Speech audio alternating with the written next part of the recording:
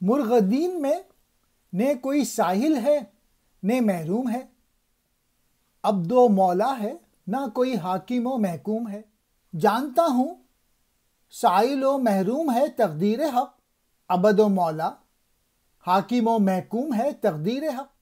خالق تقدیر جز حق کوئی ہو سکتا نہیں، ہاتھ میں تدبیر کے تقدیر کا چارہ نہیں۔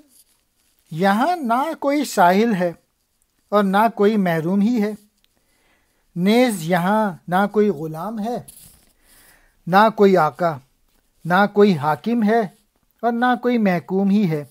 یہاں اس قسم کی کوئی درجہ بندی نہیں۔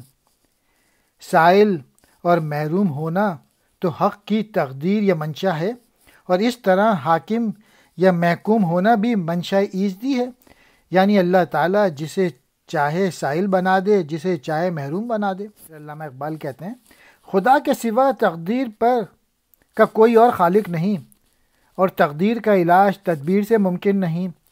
گویا تقدیر کا لکھا ہو کر رہتا ہے، کوئی جتنی تدبیریں اور کوششیں کر لے تقدیر میں تبدیلی نہیں ہوگی۔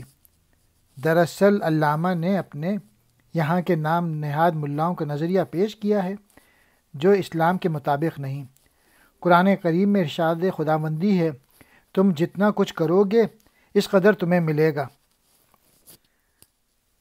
ابس ہے شیوہ تقدیر یزداں، تو خود تقدیر یزداں کیوں نہیں ہے؟ تو اپنی تقدیر خود کیوں نہیں بناتا؟ لیس للانسان الا ما سعی۔